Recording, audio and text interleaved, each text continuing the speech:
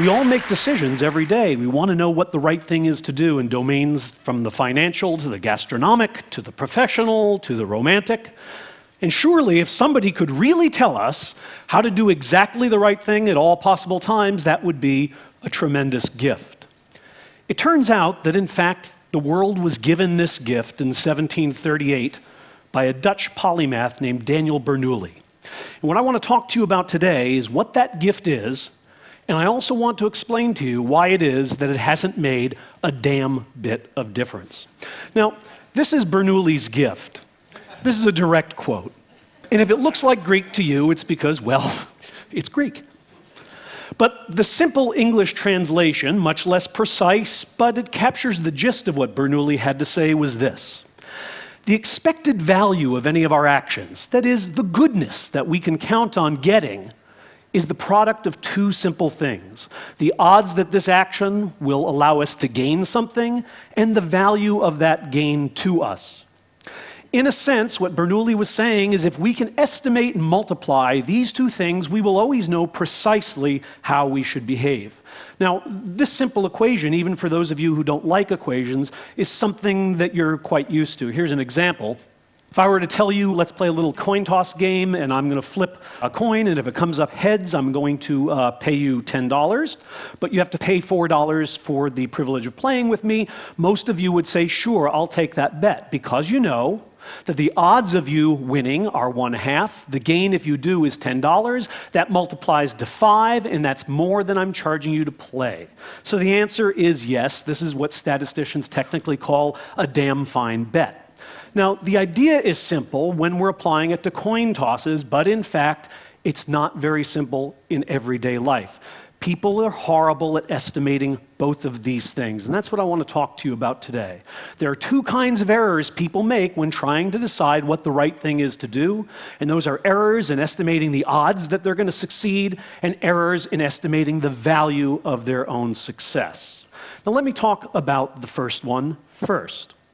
Calculating odds would seem to be something rather easy. There are 6 sides to a die, 2 sides to a coin, 52 cards in a deck. You all know what the likelihood is of pulling the ace of spades or of flipping a heads. But as it turns out, this is not a very easy idea to apply in everyday life. That's why Americans spend more, I should say, lose more gambling than on all other forms of entertainment combined. The reason is, this isn't how people do odds. The way people figure odds requires that we first talk a bit about pigs. Now, the question I'm going to put to you is whether you think there are more dogs or pigs on leashes observed in any particular day in Oxford. And of course, you all know that the answer is dogs. And the way you know that the answer is dogs is you quickly reviewed in memory the times you've seen dogs and pigs on leashes. It was very easy to remember seeing dogs, not so easy to remember pigs, and each one of you assumed that if dogs on leashes came more quickly to your mind, then dogs on leashes are more probable.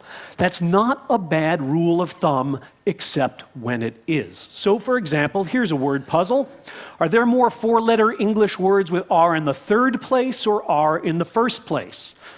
Well, you check memory very briefly, make a quick scan, and it's awfully easy to say to yourself, ring, rang, rung, and very hard to say to yourself, bear, park.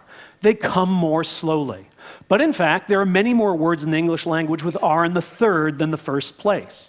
The reason words with R in the third place come slowly to your mind isn't because they're improbable, unlikely, or infrequent.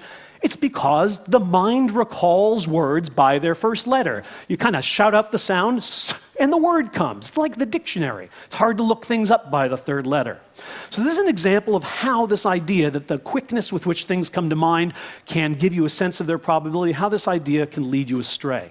It's not just puzzles, though. For example, when Americans are asked to estimate the odds that they will die in a variety of interesting ways, these are estimates of number of deaths per year per 200 million US citizens. And these are just ordinary people like yourselves who are asked to guess how many people die from tornado, fireworks, asthma, drowning, etc.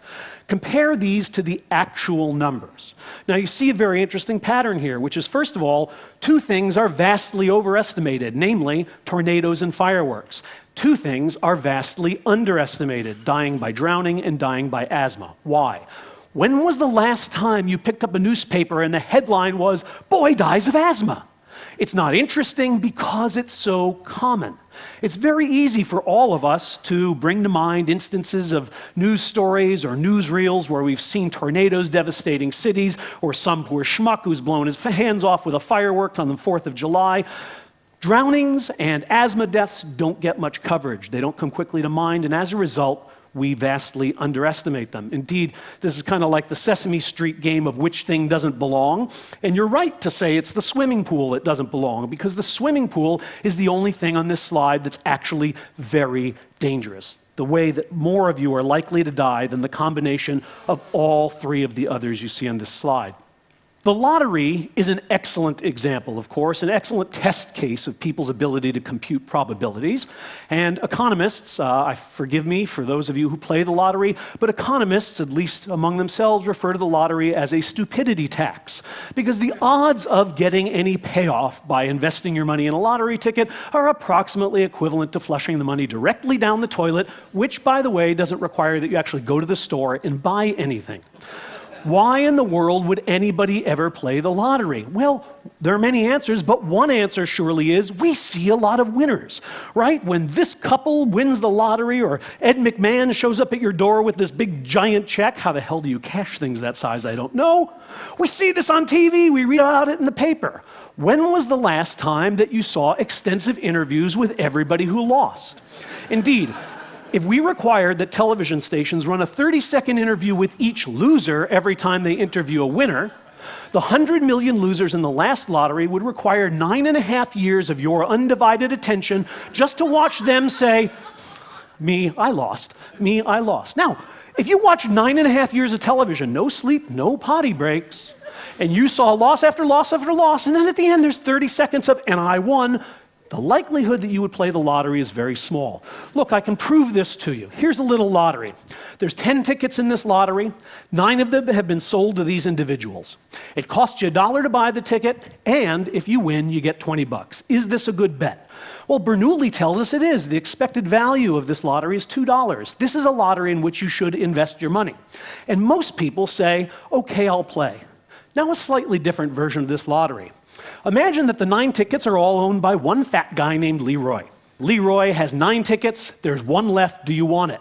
Most people won't play this lottery. Now you can see the odds of winning haven't changed, but it's now fantastically easy to imagine who's going to win. It's easy to see Leroy getting the check, right? You can't say to yourself, "I'm as likely to win as anybody," because you're not as likely to win as Leroy. The fact that all those tickets are owned by one guy changes your decision to play, even though it does nothing whatsoever to the odds. Now, estimating odds, as difficult as it may seem, is a piece of cake compared to trying to estimate value, trying to say what something is worth, how much we'll enjoy it, how much pleasure it will give us. I want to talk now about errors in value. How much is this Big Mac worth? Is it worth $25? Most of you have the intuition that it's not. You wouldn't pay that for it. But in fact, to decide whether a Big Mac is worth $25 requires that you ask one and only one question, which is, what else can I do with $25? If you've ever gotten on one of those long-haul flights to Australia and realized that they're not going to serve you any food, but somebody in the row in front of you has just opened the McDonald's bag and the smell of Golden Arches is wafting over the seat, you think, I can't do anything else with this $25 for 16 hours. I can't even set it on fire. They took my cigarette lighter. Suddenly, $25 for a Big Mac might be a good deal. On the other hand, if you're visiting an underdeveloped country and $25 buys you a gourmet meal, it's exorbitant for a Big Mac. Why were you all sure that the answer to the question was no before I'd even told you anything about the context? Because most of you compared the price of this Big Mac to the price you're used to paying. Rather than asking, what else can I do with my money, comparing this investment to other possible investments, you compared to the past. And this is a systematic error people make. What you knew was you paid $3 in the past, $25 is outrageous. This is an error, and I can prove it to you by showing the kinds of irrationalities to which it leads. For example, this is, of course, one of the most delicious tricks in marketing, is to say something used to be higher, and suddenly it seems like a very good deal. When people are asked about these two different jobs, a job where you make 60K, then 50K, then 40K, a job where you're getting a salary cut each year, and one in which you're getting a salary increase, people like the second job better than the first, despite the fact that all told they make much less money. Why? Because they have the sense that declining wages are worse than rising wages, even when the total amount of wages is higher in the declining period. Here's another nice example. Here's a $2,000 Hawaiian vacation package. It's now on sale for $1,600. Assuming you wanted to go to Hawaii, would you buy this package? Most people say they would. Here's a slightly different story. A $2,000 Hawaiian vacation package is now on sale for $700, so you decide to mull it over for a week. By the time you get to the ticket agency, the best fares are gone. The package now costs $1,500. Would you buy it? Most people say no. Why? Because it used to cost $700, and there's no way I'm paying $1,500 for something that was $700 last week. This tendency to compare to the past is causing people to pass up the better deal. In other words, a good deal that used to be a great deal is not nearly as good as an awful deal that was once a horrible deal. Here's another example of how comparing to the past can befuddle our decisions. Imagine that you're going to the theater. You're on your way to the theater. In your wallet, you have a ticket for which you paid $20. You also have a $20 bill. When you arrive at the theater, you discover that somewhere along the way, you've lost the ticket. Would you spend your remaining money on replacing it? Most people answer no. Now, let's just change one thing in this scenario. You're on your way to the theater, and in your wallet, you have two $20 bills. When you arrive, you discover you've lost one of them. Would you spend your remaining $20 on a ticket? People say, well, of course, I went to the theater to see the play. What does the loss of $20 along the way have to do? Now, just in case you're not getting it, here's a schematic of what happened, okay? Along the way, you lost something. In both cases, it was a piece of paper. In one case, it had a US president on it. In the other case, it didn't. What the hell difference should it make? The difference is that when you lost the ticket, you say to yourself, I'm not paying twice for the same thing. You compare the cost of the play now, $40, to the cost that it used to have, $20, and you say it's a bad deal. Comparing with the past causes many of the problems that behavioral economists and psychologists identify in people's attempts to assign value. But even when we compare with the possible instead of the past, we still make certain kinds of mistakes. And I'm going to show you one or two of them. One of the things we know about comparison, that when we compare one thing to the other, it changes its value. So in 1992, this fellow, George Bush, for those of us who were kind of on the liberal side of the political spectrum, didn't seem like such a great guy. Suddenly, we're almost longing for him to return. The comparison changes how we evaluate him. Now, retailers knew this long before anybody else did, of course, and they used this wisdom to help you spare you the undue burden of money. And so a retailer, if you were to go into a wine shop and you had to buy a bottle of wine and you see them here for $8, $27, and $33, what would you do? Most people don't want the most expensive, they don't want the least expensive, so they will opt for the item in the middle. If you're a smart retailer, then you will put a very expensive item that nobody will ever buy on the shelf, because suddenly the $33 wine doesn't look as expensive in comparison. So I'm telling you something you already knew, namely that comparison changes the value of things. Here's why that's a problem. The problem is that when you get that $33 bottle of wine home, it won't matter what it used to be sitting on the shelf next to. The comparisons we make when we are appraising value, when we are praising value, when we're trying to estimate how much we'll like things, are not the same comparisons we'll be making when we consume them. This problem of shifting comparisons can bedevil our attempts to make rational decisions. Let me just give you an example.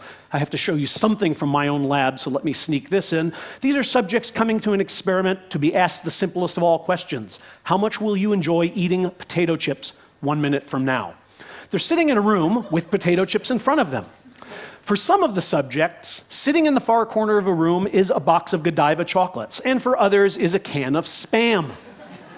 In fact, these items that are sitting in the room change how much the subjects think they're going to enjoy the potato chips. Namely, those who are looking at Spam think potato chips are going to be quite tasty. Those who are looking at Godiva chocolate think they won't be nearly so tasty. Of course, what happens when they eat the potato chips?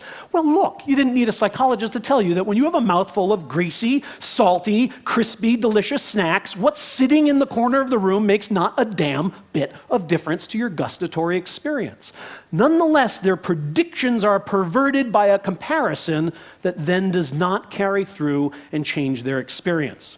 You've all experienced this yourself, even if you've never come into our lab to eat potato chips. So here's a question.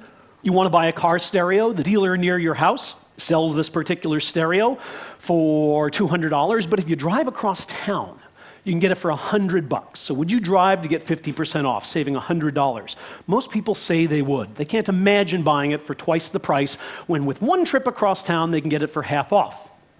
Now, let's imagine instead you wanted to buy a car that had a stereo and the dealer near your house had it for $31,000, but if you drove across town, you could get it for $30,900. Would you drive to get it? This 0.003 savings, the $100? Most people say no. I'm going to schlep across town to save $100 on the purchase of a car.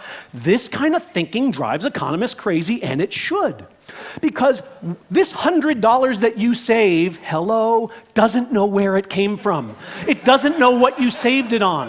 When you go to buy groceries with it, it doesn't go, I'm the money saved on the car stereo, or I'm the dumb money saved on the car. It's money. And if a drive across town is worth $100, it's worth $100 no matter what you're saving it on. People don't think that way. That's why they don't know whether their mutual fund manager is taking 0.1 or 0.15% of their investment, but they clip coupons to save $1 off of toothpaste. Now, you can see this is the problem of shifting comparisons, because what you're doing is you're comparing the $100 to the purchase that you're making. But when you go to spend that money, you won't be making that comparison. You've all had this experience. If you're an American, for example, you've probably traveled in France, and at some point you may have met a couple from your own hometown, and you thought, oh my God, these people are so warm. They're so nice to me. I mean, compared to all these people who hate me when I try to speak their language and hate me more when I don't, these people are just wonderful. And so you tour France with them, and then you get home and you invite them over for dinner, and what do you find?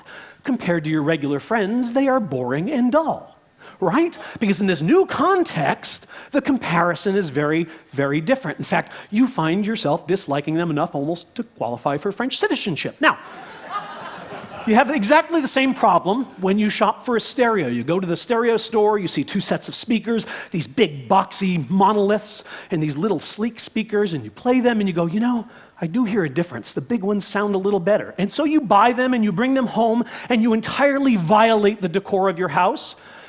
And the problem, of course, is that this comparison you made in the store is a comparison you will never make again. What are the odds that years later you'll turn on the stereo and go, sounds so much better than those little ones, which you can't even remember hearing? The problem of shifting comparisons is even more difficult when these choices are arrayed over time. People have a lot of trouble making decisions about things that will happen at different points in time. And what psychologists and behavioral economists have discovered is that by and large, people use two simple rules. So let me give you one very easy problem, a second very easy problem, and then a third hard problem. Here's the first easy problem. You can have $60 now or $50 now, which would you prefer? This is what we call a one-item IQ test, okay? All of us, I hope, prefer more money, and the reason is we believe more is better than less. Here's the second problem. You can have $60 today or $60 in a month. Which would you prefer? Again, an easy decision because we all know that now is better than later. What's hard in our decision-making is when these two rules conflict. For example, when you're offered $50 now or $60 in a month. This typifies a lot of situations in life in which you will gain by waiting, but you have to be patient. What do we know? What do people do in these kinds of situations? Well, by and large, people are enormously impatient. That is, they require interest rates in the hundred or thousands of percents in order to delay gratification and wait until next month for the extra $10. Maybe that isn't so remarkable, but what is remarkable is how easy it is to make this impatience go away by simply changing when the delivery of these monetary units will happen. Imagine that you can have $50 in a year, that's 12 months, or $60 in 13 months. What do we find now? People are gladly willing to wait. As long as they're waiting 12, they might as well wait 13. What makes this dynamic inconsistency happen? Comparison. Troubling comparison. Let me show you. This is just a graph showing the results that I just suggested you would show if I gave you time to respond, which is people find that the subjective value of 50 is higher than the subjective value of 60 when they'll be delivered in now or in 1 month respectively, a 30-day delay, but they show the reverse pattern when you push the entire decision off into the future a year. Now, why in the world do you get this pattern of results? These guys can tell us. What you see here are two lads, one of them larger than the other, the fireman and the fiddler. They are going to recede towards the vanishing point in the horizon, and I want you to notice two things. At no point will the fireman look taller than the fiddler. No point. However, the difference between them seems to be getting smaller. First it's an inch in your view, then it's a quarter inch, then a half inch, and then finally they go off the edge of the earth. Here are the results of what I just showed you. This is the subjective height, the height you saw of these guys at various points. And I want you to see that two things are true. One, the farther away they are, the smaller they look. And two, the fireman is always bigger than the fiddler. But watch what happens when we make some of them disappear. Right. At a very close distance, the fiddler looks taller than the fireman, but at a far distance, their normal, their true relations are preserved. As Plato said, what space is to size, time is to value. These are the results of the hard problem I gave you. 60 now or 50 in a month. And these are subjective values, and what you can see is our two rules are preserved. People always think more is better than less, 60 is always better than 50, and they always think now is better than later. The bars on this side are higher than the bars on this side. Watch what happens when we drop some out. Suddenly we have the dynamic inconsistency that puzzled us. We have the tendency for people to go for $50 now over waiting a month, but not if that decision is far in the future. Notice something interesting that this implies, namely, that when people get to the future, they will change their minds. That is, as that month 12 approaches, you will say, what was I thinking, waiting an extra month for $60? I'll take the $50 now. Well, the question with which I'd like to end is this: if we're so damn stupid, how did we get to the moon? Because I could go on for about 2 hours with evidence of people's inability to estimate odds and inability to estimate value. The answer to this question, I think, is an answer you've already heard in some of the talks, and I dare say you will hear again, namely that our brains were evolved for a very different world than the one in which we are living. They were evolved for a world in which people lived in very small groups, rarely met anybody who was terribly different from themselves, had rather short lives in which there were few choices, and the highest priority was to eat and mate today. Bernoulli's gift, Bernoulli's little formula, allows us, it tells us how we should think in a world for which nature never designed us. That explains why we are so bad at using it, but it also explains why it is so terribly important that we become good fast. We are the only species on this planet that has ever held its own fate in its hands. We have no significant predators. We are the masters of our physical environment. The things that normally cause species to become extinct are no longer any threat to us.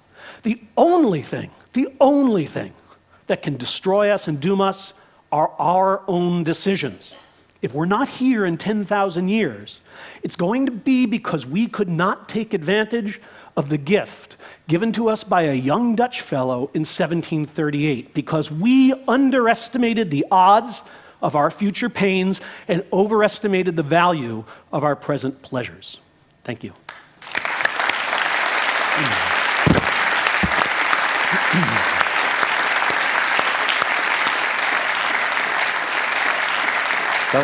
That was remarkable. We have time for some questions for Dan Gilbert. 1 and 2. Bill Liao, would you say that this mechanism is in part how terrorism actually works to frighten us? And is there some way that we could counteract that? I actually was consulting recently with the Department of Homeland Security, which generally believes that American security dollars should go to making borders safer. I tried to point out to them that terrorism was a name based on people's psychological reaction to a set of events, and that if they were concerned about terrorism, they might ask what causes terror and how can we stop people from being terrified, but in addition to stopping the atrocities that we're all concerned about. Surely the kinds of a play that at least American media give to, and forgive me, but in raw numbers, these are very tiny accidents. We already know, for example, in the United States, that more people have died as a result of not taking airplanes because they're scared and driving on highways than were killed in 9/11. Okay? If I told you that there was a plague that was going to kill 15,000 Americans next year, you might be alarmed if you didn't find out it was the flu. These are small-scale accidents, and we should be wondering whether they should get the kind of play, the kind of coverage that they do. Surely that causes people to overestimate the likelihood that they'll be hurt in these various ways and gives power to the very people who want to frighten us. I'd like to hear more on this. So you're saying that our response to terror is, I mean, it's a form of mental bug. Talk more about it. It's outsized. I mean, look, if Australia disappears tomorrow, terror is probably the right response. That's an awful large lot of very nice people. On the other hand, when a bus blows up and 30 people are killed, more people than that were killed by not using their seatbelts in the same country. Is terror the right response? What causes the bug? Is it the drama of the event, that it's so spectacular? Is it the fact that it's an intentional attack by, quote, outsiders? What is it? Yes. It's a number of things, and you hit on several of them. First, it's a human agent trying to kill us. It's not a tree falling on us by accident. Second, these are enemies who may want to strike and hurt us again. People are being killed for no reason instead of good reason, as if there's good reason, but sometimes people think there are. So there are a number of things that together make this seem like a fantastic event. But let's not play down the fact that newspapers sell when people see something in it they want to read. So there's a large role here played by the media who want these things to be as spectacular as they possibly can. I mean, what would it take to persuade our culture to downplay it? Well, go to Israel. You know, go to Israel and a mall blows up and then everybody's unhappy about it, and an hour and a half later, at least when I was there, and I was 150 feet from the mall when it blew up, I went back to my hotel, and the wedding that was planned was still going on. And as the Israeli mother said, we never let them win by stopping weddings. I mean, this is a society that's learned, and there are others too, that has learned to live with a certain amount of terrorism and not be quite as upset by it, shall I say, as those of us who've not had many terror attacks. But is there a rational fear that actually the reason we're frightened about this is because we think that the big one is to come? Yes, of course. So if we knew that this was the worst attack there would ever be, there might be more and more buses of 30 people, we would probably not be nearly so frightened. I don't want to say, please, I'm going to get quoted somewhere as saying terrorism is fine and we shouldn't be so distressed. That's not my point at all. What I'm saying is that surely rationally, our distress about things that happen, about threats, should be roughly proportional to the size of those threats and threats to come. I think in the case of terrorism, it isn't. And many of the things we've heard about from our speakers today, how many people do you know got up and said, poverty, I can't believe what poverty is doing to this. People get up in the morning, they don't care about poverty. It's not making headlines, not making news, it's not flashy, there are no guns going off. I mean, if you had to solve one of these problems, Chris, which would you solve, terrorism or poverty? That's a tough one. Yeah, there's no question. Poverty, by an order of magnitude, a huge order of magnitude, unless someone can show that there's, terrorists with a nuke are really likely to come. The latest I've read, seen, thought is that it's incredibly hard for them to do that. If that turns out to be wrong, we all look silly. But no, poverty, even if that were true, still more people will die from poverty. We've evolved to get all excited about these dramatic attacks. Is that because in the past, in the ancient past, we just didn't understand things like disease and systems that cause poverty and so forth, and so it made no sense for us as a species to put any energy into worrying about those things? People died, so be it, but if you got attacked, that was something you could do something about, and so we evolved these responses? Is that what happened? Well, the people who are most skeptical about leaping to evolutionary explanations for everything are the evolutionary psychologists themselves. My guess is that there's nothing quite that specific in our evolutionary past, but rather, if you're looking for an evolutionary explanation, you might say that most organisms are neophobic. That is, they're a little scared of stuff that's new and different. And there's a good reason to be, because old stuff didn't eat you. Right? Any animal you see that you've seen before is less likely to be a predator than one that you've never seen before. So, you know, when a school bus is blown up and we've never seen this before, our general tendency to orient towards that which is new and novel, I think, is activated. I don't think it's quite as specific a mechanism as the one you alluded to, but maybe a more fundamental one underlying it. Jay Walker. You know, economists love to talk about the stupidity of people who buy lottery tickets, but I suspect you're making the exact same error you're accusing those people of, which is the error of value. I know because I've interviewed about 1,000 lottery buyers over the years. It turns out that the value of buying the lottery ticket is not winning. That's what you think it is. All right? The average lottery buyer buys about 150 tickets a year, so the buyer knows full well that he or she is going to lose, and yet she buys 150 tickets a year. Why is that? It's not because she is stupid or he is stupid. It's because the anticipation of possibly winning releases serotonin in the brain and actually provides a good feeling until the drawing indicates you've lost. Or to put it another way, for the dollar investment, you can have a much better feeling than flushing the money down the toilet, which you cannot have a good feeling from. Now, economists tend to economists tend to view the world through their own lenses, which is, this is just a bunch of stupid people, and as a result, many people look at economists as stupid people. And so fundamentally, the reason we got to the moon is we didn't listen to the economists. Thank you very much.